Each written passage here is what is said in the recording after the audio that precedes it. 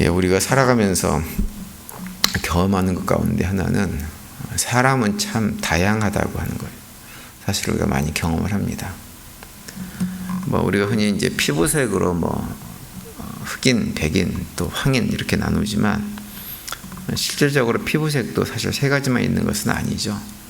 흑인도 아니고 백인도 아닌 좀 빨간색을 가지고 있는 분도 있고요. 또 황색이나 흑색이 아닌 갈색을 띠는 경우도 굉장히 많이 있습니다. 그래서 피부색을 가지고 사람을 구분하는 것 쉽지 않죠. 그리고 또 피부색만 그런 것이 아니라 성격은 정말 그 천태만상이라고 할 수가 있습니다.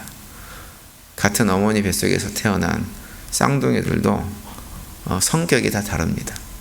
저희 누님들이 쌍둥이인데요. 큰 누님하고 둘째 누님하고 성격이 완전히 다릅니다. 완전히.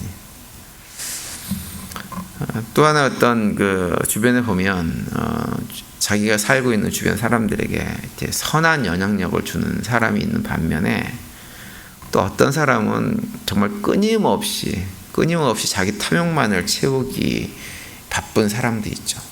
심지어 어떤 사람은 하나님은 왜 저런 사람 안 잡아가지고 뭐 하시나 이런 생각이 들게 만든 사람들이 있다고 믿습니다.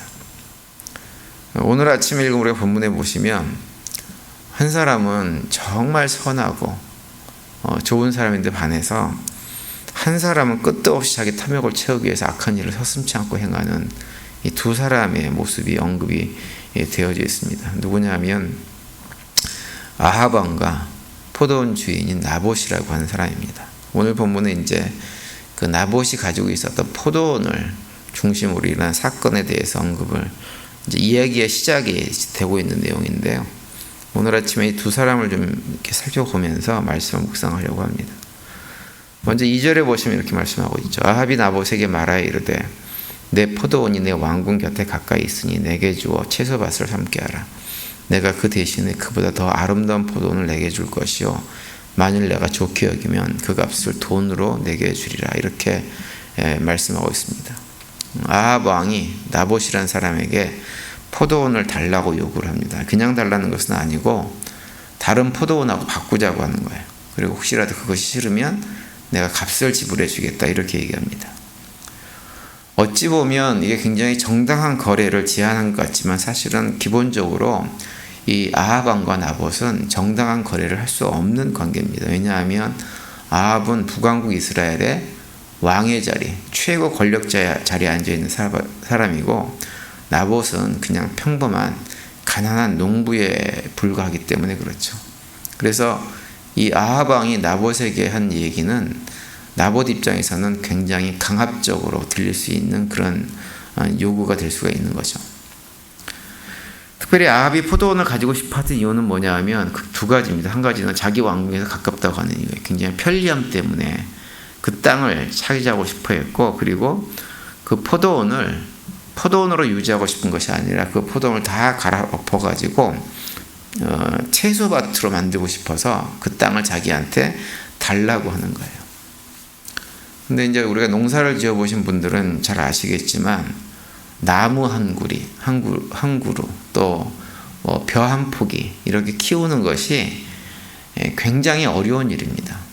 그래서 나중에 나무나 이런 걸 키워가지고 열매를 맺으면 그것이 얼마나 소중한지 모릅니다. 특히 농부들은 더 그렇죠. 그래서 농부들이 키우는 나무, 포도원 나무가 됐든지 사과나무가 됐든지 이런 나무들은 사실은 농부 입장에선 자식과 같은 그런 존재가 그런 식물들입니다. 그러니까 나봇에게도 그 포도원은 그런 곳이었을 거예요. 자기가 심고 가꾼 포도나무 한 그루 한 그루가 정말 소중하고 자식과 같은 그런 마음으로 생각을 했을 거예요. 그런데 아합은 그런 나봇의 마음은 전혀 아랑곳하지 않고 그 밭을 다 갈아엎어가지고 채소밭을 만들겠다. 그 밭을 요구하고 있는 것입니다. 따라서 이제 나봇은 그 요구를 당연하게 거절합니다. 그리고 아합이 나봇이 그걸 거절하게 되어지자, 그래서 포도원을 갖지 못하게 되자 그 욕심에 분을 참지 못하고 식음을 전폐해버리는 그런 태도를 취하죠. 4절 끝에 보시면 아합이 근심하여 답답하여 왕궁으로 돌아와 침상에 누워 얼굴을 돌리고 식사를 아니하니. 이게 무슨 식사를 아니하고 금식을 하고 식음을 전폐할 문제라고 이 분을 참지 못하고서는 이러고 있는 것입니다. 사실 아합이 채소밭을 만들 생각으로 땅을 갖다가 구하면 다른 땅들이 아합에게는 얼마든지 있습니다. 그런데도 굳이 나봇의 포도원을 빼앗아서 거기서 채소밭을 만들겠다고 하는 거예요. 이것은 뭘 얘기해 주냐면 아합이라는 사람이 얼마만큼 다른 사람의 입장은 전혀 배려하지 않고 탐욕적으로 자기 탐욕에 이끌려 살아가는 사람인가라고 하는 것을 우리에게 잘 보여주고 있는 거예요. 아합은 그 자기의 탐욕을 채우려고만 살고 그 탐욕이 채워지지 않으니까 분을 참지 못하는 그런 삶을 살았던 사람이 이 아합이라고 하는 사람입니다. 우리가 잘 아는 야고보서 1장 14절과 15절을 보면 이렇게 우리에게 말씀해주고 있죠. 오직 각 사람이 시험을 받는 것은 자기 욕심에 끌려 미혹됨이니 욕심이 잉태한 즉 죄를 낳고 죄가 장성한 즉 사망을 낳느니라 이렇게 말씀합니다. 이 아합은 우상숭배도 열심히 했던 사람인데 사실은 그 우상숭배를 한 이유가 무엇이냐?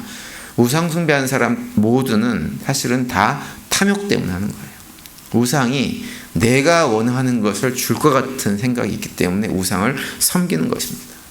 근데 성경은 분명히 얘기하기를 그런 탐욕, 욕심의 끝은 무엇이냐? 결국은 죽음, 사망에 이른다라고 우리에게 말씀을 해주고 있고 결국은 우리가 나중에 이제 보게 되지만 아합은 그런 삶을 살다가 결국은 망하는 길로 걸어가게 되어집니다. 그래서 아합의 모습을 통해서 우리가 한 가지 우리 스스로를 점검할 것은 뭐냐면 나는 탐욕을 위해서 살아가고 있지는 않은가.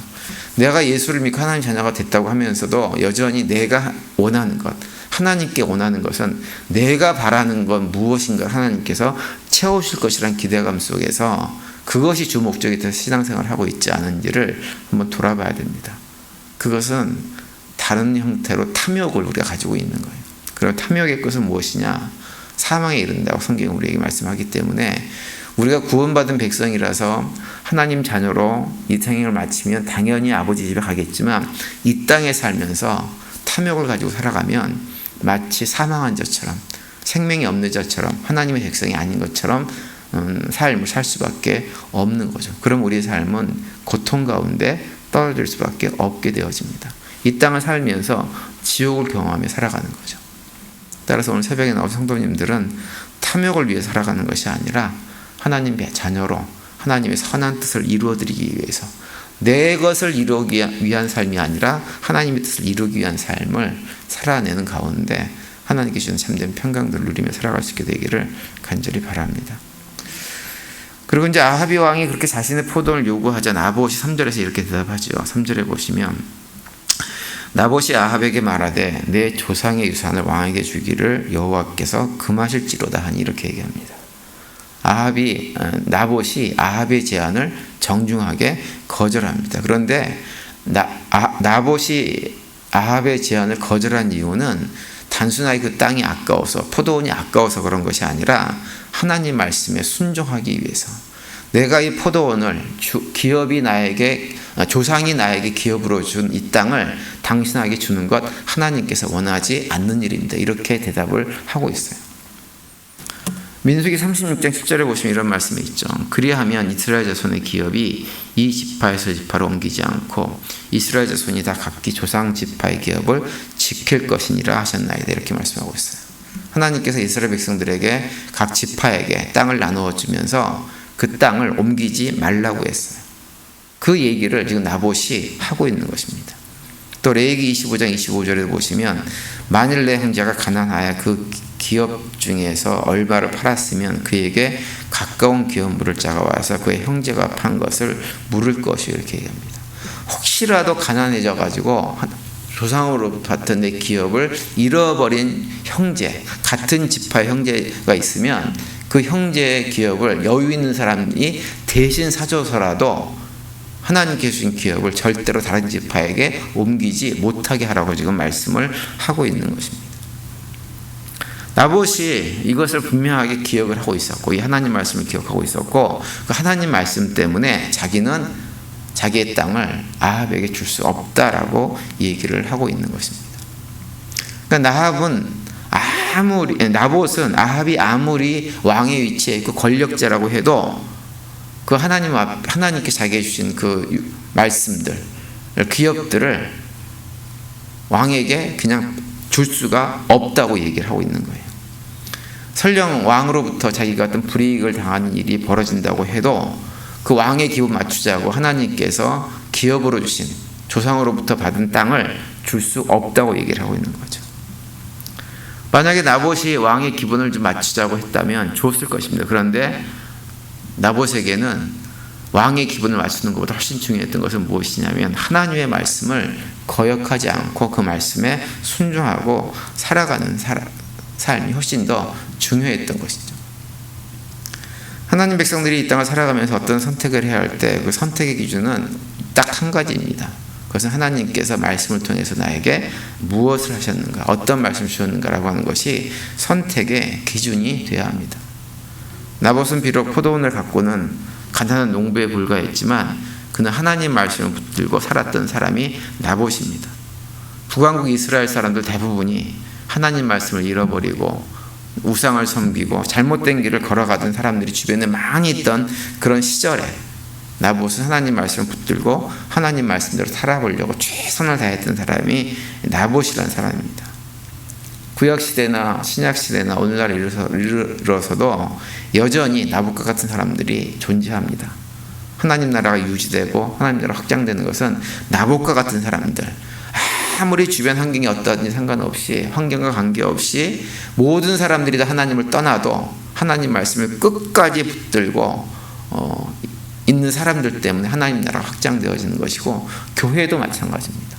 교회도 다 교회를 떠나도 끝까지 하나님 말씀 붙들고 교회를 지키려고 하는 사람들이 있기 때문에 2000년이 넘는 세월 동안에 교회가 계속해서 유지가 되어져 있는 것이고, 그런 사람들이 소망이 되어지는 거죠.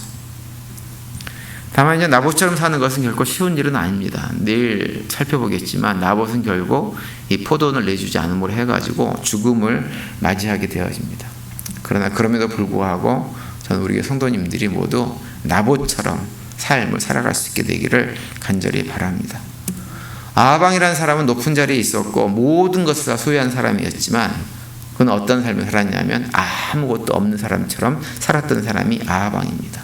그런데 나봇은 포도 농사를 지으면서 포도원을 가꾸는 가난한 농부에 불과했지만 탐욕의 노예로 살지 않고 복된 하나님의 백성으로 삶을 살았던 사람이 나봇이죠. 바로 그 나봇 같은 사람을 오늘도 살아가시고 그 가운데서 하나님께 주시는 풍성함들을 맛보고 경험하고 누리는 복된 하루가 되시기를 간절히 축원을 드립니다.